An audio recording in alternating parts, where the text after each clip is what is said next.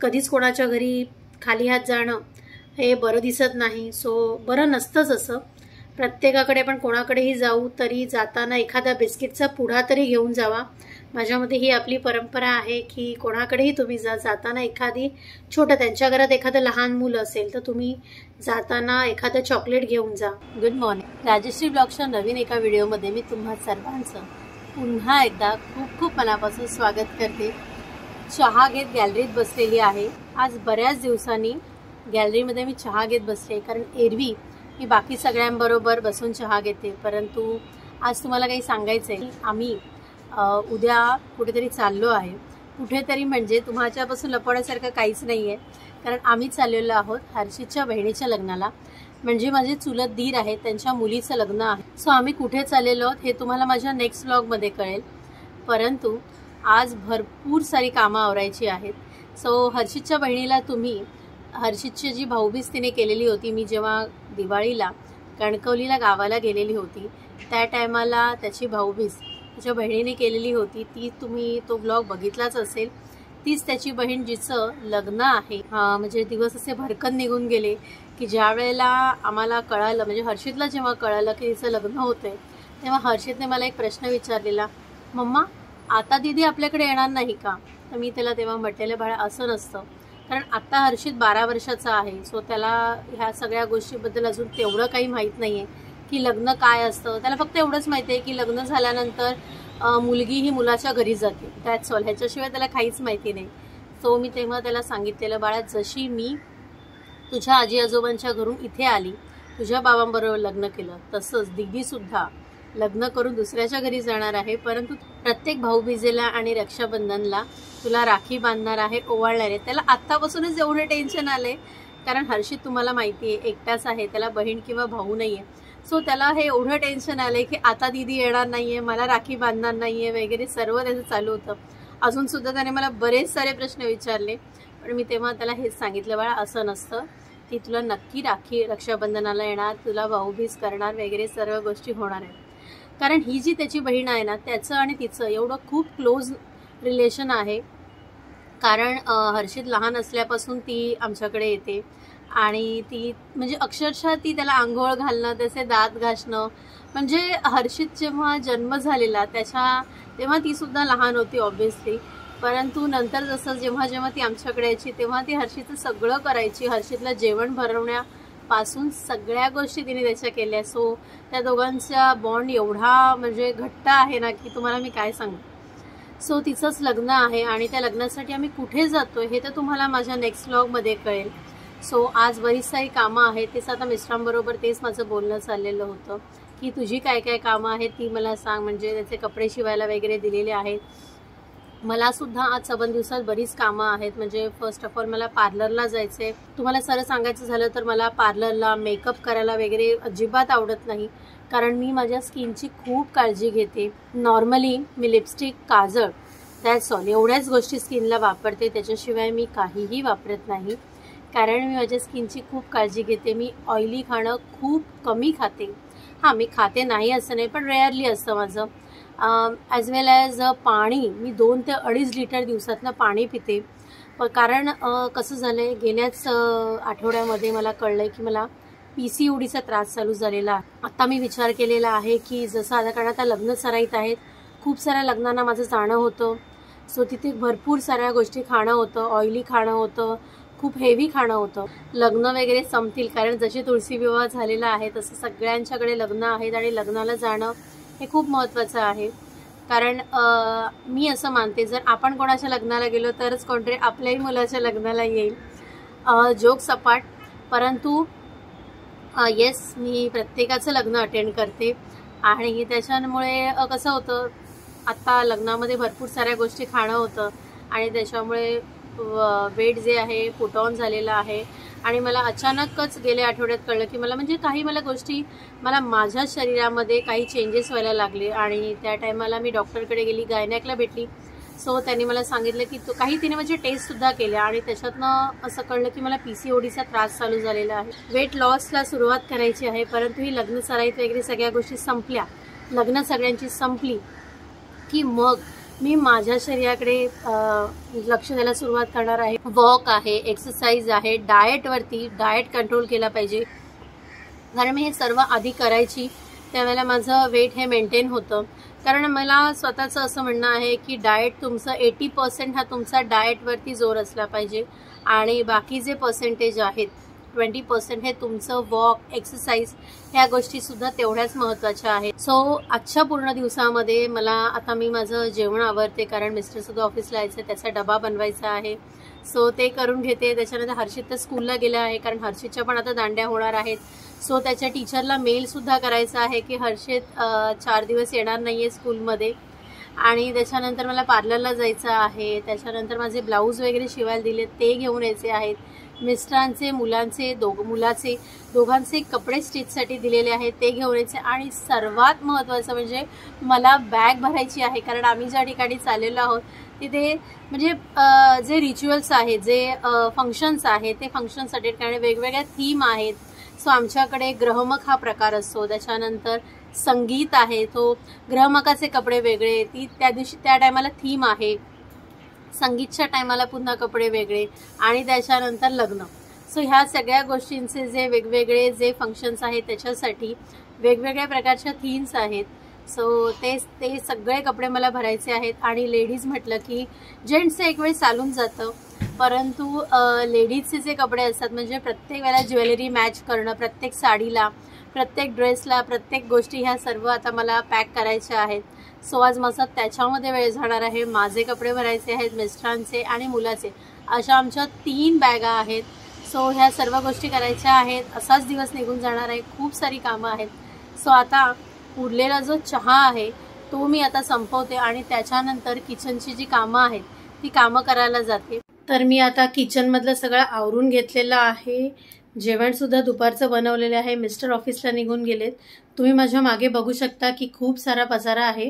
By the way तो पसारा म्हणजे जे बॅगेमध्ये घेऊन जायचं आहे ते थोडंफार काढलेलं आहे। आता मला मिस्टरांचं आणि मुलाचं म्हणजे माझे ब्लाऊज पण आणायचे आहेत जे मी स्टिचसाठी दिले होते, आणि मुलाचे आणि मिस्टरांचे त्या दोघांचे सुद्धा कपडे आणायचे आहेत। सो आधी सर्वप्रथम मी त्यांचे कपडे घेऊन येणार आहे आणि त्याच्यानंतर मी जाणार आहे पार्लरला। तर मला 3 बॅगांमध्ये म्हणजे प्रत्येकाचे तिघांच्या 3 बॅगांमध्ये ते सगळ्या गोष्टी सॉर्ट आउट करायच्या आहेत कारण बॅग्स आहेत, चप्पल आहे, त्यानंतर मॅचिंग सगळ्या गोष्टी आहेत, त्या सर्व आता बॅगेमध्ये भरते आहे। सो आता सर्वप्रथम मी जाते आहे मिस्टरांचे आणि मुलाचे कपडे आणण्यासाठी आणि त्यानंतर पार्लरला।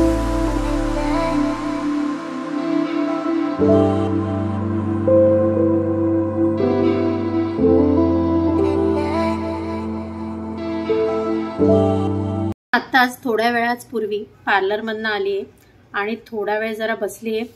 ऑब्व्हियसली पार्लरमध्ये सुद्धा आरामच केला आहे, परंतु आता ज्या बॅगा भरायच्या होत्या त्या भरायला घेते। तुम्हाला मगाशी दाखवलं केवढं सारं सामान आहे। माझ्या बॅग भरून झालेल्या आहेत। ही आहे माझी बॅग, ही आहे मिस्टरांची बॅग आणि त्याच्या बाजूला सॅकसुद्धा आहे, आणि ही जी आहे ती हर्षितची बॅग। अशा आमच्या 3 बॅगा आहेत। अजून थोडासा पसारा आहेच अजून। तर या आहेत आमच्या तिघांच्या 3 बॅगा आणि ही सॅक आहे ज्याच्यामध्ये जे देण्याचं सामान असतं ना ते ह्याच्यात आहे। तर आता माझं सामान भरून झालेलं आहे आणि आता मी चाललेली आहे मिठाईच्या दुकानामध्ये, कारण मी ज्या ठिकाणी चाललेली आहे त्या ठिकाणी माझे मामासुद्धा राहतात। सो जर मी एवढ्या लांब चालली आहे तर ऑब्व्हियसली माझ्या मामांना सुद्धा भेटणार आहे। जमल्यास मी त्यांच्या घरी जाऊन येईन, मला माहीत नाही की, कारण हा जो प्रोग्राम आहे तो आमचा 2च दिवसाचा प्रोग्राम आहे। सो मला त्यांच्या घरी जायला मिळेल की नाही हे काही मला माहिती नाही आहे, परंतु आता कधीच कोणाच्या घरी खाली हात जाणं हे बरं दिसत नाही। सो बरं नसतंच असं, प्रत्येकाकडे पण कोणाकडेही जाऊ तरी जाताना एखादा बिस्किटचा पुडा तरी घेऊन जावा। माझ्या मते ही आपली परंपरा आहे की कोणाकडेही तुम्ही जाताना एखादी छोटं, त्यांच्या घरात एखादं लहान मुलं असेल तर तुम्ही जाताना एखादं चॉकलेट घेऊन जा किंवा बिस्किट वगैरे घेऊन जा, बिस्किटाचा एखादा पुडा घेऊन जा। सो मी आता मिठाईच्या दुकानात जाते आणि तिकडनं थोडीशी मिठाई घेते आहे, कारण जिथे मी आता चालले, जसं तुम्हाला मी आत्ताच म्हटलं की माझे मामा तिथे राहतात। बऱ्याच वर्षानंतर मी माझ्या मामांना सुद्धा भेटणार आहे, त्यांची माझी भेट सुद्धा होत नाही। लग्नाच्या निमित्ताने का होईना पण माझी त्यांची भेट होणार आहे। सो आता निघते मी मिठाईच्या दुकानात आणि पटकन तिकडनं सुद्धा जाऊन येते, कारण बाकीची खरेदी आहे ती मी केलेली आहे, जे मला घेऊन जायचं आहे ते म्हणजे काही छोट्या मोठ्या गोष्टी. म्हणजे तसंच जसं मी आत्ता बाहेर गेलेली, पार्लरला जाऊन आली, त्याच्यानंतर ज्या बाकीच्या गोष्टी होत्या म्हणजे अगदी छोट्या छोट्या गोष्टी ज्या ऐन टायमाला आपल्याला आठवतात आणि ज्या महत्त्वाच्या असतात ते म्हणजे औषधं. कारण आपण जी औषधं घेतो ती दर टायमाला त्या मेडिकलमध्ये अवेलेबल असतील हे काही गरजेचं नाही आहे. सो मी जेव्हा जेव्हा बाहेर जाते त्या त्या टायमाला माझ्या जसं क्रीम पावडर ह्याचा एक पाऊच असतो, त्याचप्रमाणे दुसरा एक पाऊच असतो ज्याच्यामध्ये मेडिकलच्या सगळ्या वस्तू म्हणजे छोटी डेटॉलची बॉटल, पेस्ट, ब्रश तर हे ऑब्व्हियसली आहेच, परंतु बाम, विक्स, त्याच्यानंतर काहीही तापाच्या गोळ्या वगैरे सगळ्या मी नेहमी कॅरी करते. काय माहिती जर समजा एखाद्या ठिकाणी मेडिकल अवेलेबल नसेल किंवा आपण अशा ठिकाणी एखादं कोणतरी पटकन आजारी पडलं तर त्याच्या उपयोगाला याव्यात म्हणून. सो मी आत्ता जाता म्हणजे आत्ताच थोड्या वेळापूर्वी जेव्हा आली बाहेरून तेव्हा मेडिकलमधनं जाऊन आली आणि त्याच्यानंतर काय छोट्या मोठ्या ज्या गोष्टी घ्यायच्या ऐन टायमाला आपल्याला आठवत्यात त्या सुद्धा मी घेऊन आलेली आहे आत्ता. तर आता बाहेरची सर्व कामं आटपलेली आहेत आणि मी म्हटलं की आता खूप सकाळपासून दगदग चाललेली आहे, बॅगा भरणं, बाहेरची कामं करणं, माझी काही पर्सनल कामं होते ती कामं करणं. तो आत्ता कुठे मी घरी आली, पहिल्यांदा बॅगा भरल्या आणि आता मी बनवणार आहे भरलेलं पापलेट. ऑलरेडी मी व्हिडिओ बनवलेला आहे की भरलेलं पापलेट कसं बनवायचं, परंतु आज सुद्धा मी भरलेलं पापलेटच बनवणार आहे. कारण आमच्याकडे भरलेलं पापलेट म्हटलं की एवढं आवडतं. कारण ज्या ज्यावेळेला मच्छी मार्केटला जाते ना त्या त्यावेळेला मी बघत असते की मच्छी मार्केटमध्ये म्हणजे मीडियम साईजची पापलेटं मिळतील की नाही. कारण भरलेल्या पापलेटाला खूप मोठं पापलेटसुद्धा जास्त आपल्याला खाल्लं जात नाही, कारण आतमध्ये स्टफ म्हणजे मसाला भरलेला असतो, स्टफिंग असतं, त्याच्यामुळे ते खूप काही जात नाही खाल्लं. कारण त्याच्यामध्ये खोबरं असतं आणि खूप सारं खोबरं नाही बरं लागत की खूप सारं खोबरं स्टफ आहे आणि अख्खं पापलेट खूप मोठं असेल त्यालाही अर्थ नसतो आणि जर खूप छोटंही असेल तर तीही मजा येते. मीडियम साईजची पापलेटं मी दर टायमाला बघत असते.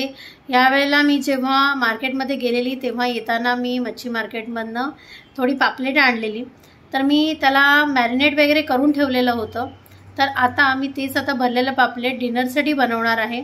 इथे मी वाटून घेतलेलं आहे, ज्याच्यामध्ये मी घातलेला आहे लिंबाचा रस, मीठ, ओलं खोबरं, कोथिंबीर आणि हिरव्या मिरच्या. इथे मी 2च हिरव्या मिरच्या घेतल्या, खूप काही तिखट नाही करणार आहे. ह्याच्यामध्ये तुम्हाला दिसत असेल मॉइश्चर आहे, सो हे पूर्ण ड्राय करून घ्यायचं आहे.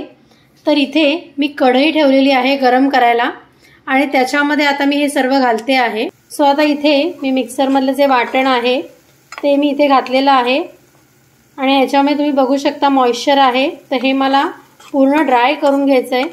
तुम्ही गॅसचा फ्लेम जरी फुल ठेवलात तरी हे ड्राय होईल. म्हणजे ह्याच्यातलं जे पाणी आहे ना ते पूर्ण आपलं ड्राय झालं पाहिजे, अगदी घट्ट, की ज्याच्यामुळे जेव्हा आपण हे शॅलो फ्राय करू त्यावेळेला त्याच्यातलं जे पाणी आहे ते निघू नये म्हणून हे पूर्णतः सुकं करून घ्यायचं आहे आपल्याला. मी ह्याच्या आधी जे भरलेल्या पापलेट जे मी ब्लॉग बनवलेला आहे ना, तर त्याच्या डिस्क्रिप्शनमध्ये मी त्याची लिंक पाठवीन, ते तुम्ही बघा.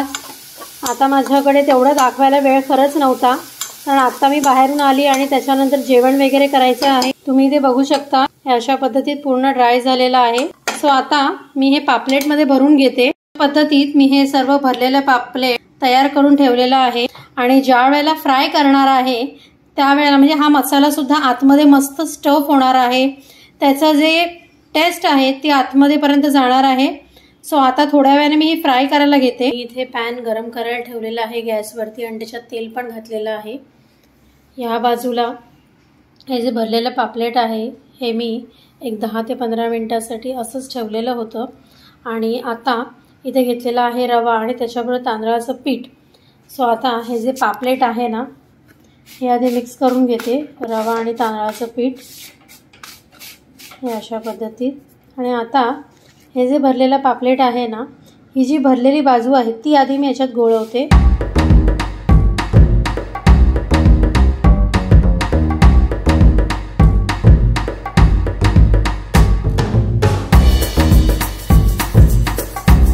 आमच्याकडे सगळ्यांनाच भरलेलं पापलेट हा प्रकार खूप आवडतो आणि खरंच खूप छान लागतो, झटपट होतं. सो आता इथे बघते तेल गरम झालं आहे का. तेल गरम झालेलं आहे आणि ही भरलेल्या पापलेटची जी ही बाजू आहे, ज्या ठिकाणी भरलेला आहे ती आधी बाजू मी इथे ठेवते। ही भरलेली बाजू मी आधी ह्या बाजूला ठेवते। तुम्ही बघू शकता माझा जेवढा पाम आहे ना तेवढं हे पापलेटची लेंथ आहे, एवढं मोठं पापलेट आहे। सो आधी ही बाजू फ्राय होईल आणि त्यानंतर दुसरी बाजू। बघा काय मस्तपैकी फिश फ्राय होतंय। यम। फिशला पलटून घेते। आधी सर्वप्रथम गॅस कमी करते।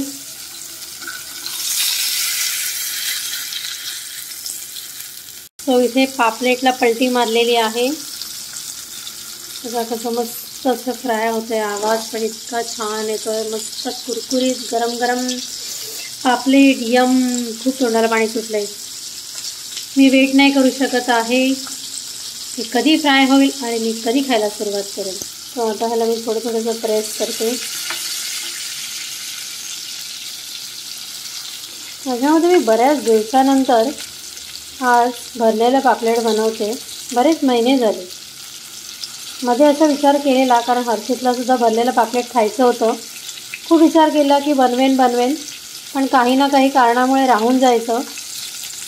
कारण भरलेल्या पापलेटने जेव्हा असतं ना तेव्हा खूप छोटी पापलेटं घेऊन सुद्धा त्याला काही उपयोग नसतो। मीडियम साईज किंवा त्याच्यापेक्षा थोडीशी मोठी साईज जर पापलेटांची असेल ना तर त्याच्यामध्ये खायला सुद्धा मिळतं व्यवस्थित। सो आता त्याला मी पुन्हा पलटी मारते। आजचं जेवण हेच आहे, भरलेलं पापलेट खायचं आणि झोपून जायचं। खरंच आमच्याकडे असं आहे की एक एक पापलेट म्हणजे कारण ते भरलेलं असतं, मसाला त्याच्यामध्ये असतो। सो नुसतं जरी हे पापलेट एखादं स्टार्टर म्हणून जरी खाल्लं ना तरी आमच्या सर्वांची पोटं भरून जातात। सो प्रत्येकाने आता मी अशीच 3 पापलेटं फ्राय करणार आहे आणि ते आम्ही तिघही आता संपवणार आहोत आणि त्याच्यानंतर झोपणार आहोत। पापलेट फ्राय झालेलं आहे आणि ते भरलेलं पापलेट आता मी जेवून घेते। सो मी आजचा माझा व्हिडिओ हा इथेच संपवते। आजचा जर तुम्हाला माझा व्हिडिओ आवडला असेल तर माझ्या चॅनलला लाईक करा, शेअर करा आणि सबस्क्राईब करायला विसरू नका। आणि त्याच्यापेक्षा पण इम्पॉर्टंट गोष्ट बेल आयकॉन सुद्धा क्लिक करा की ज्यामुळे माझे असेच नवनवीन व्हिडिओज तुम्हाला पाहायला मिळतील। तुम्हाला जर माझ्याकडून काही मालवणी रेसिपीज पाहायच्या असतील तुम्हाला सो ते सुद्धा मला कमेंट करून सांगा। मी तुमच्यासाठी नक्की मालवणी रेसिपी बनवेन। काही पारंपरिक रेसिपी तुम्हाला हव्या असतील तुम्ही मला नावं सांगा, कोणत्या पारंपरिक जे पदार्थ आहेत कोकणातले मालवणमधले जे तुम्हाला खायचे आहेत सो ते कसे बनवायचे हे पण मी तुम्हाला म्हणजे मी बनवून दाखवेन तुम्हाला की ते कसे बनवले जातात। सो चलो बाय, टेक केअर।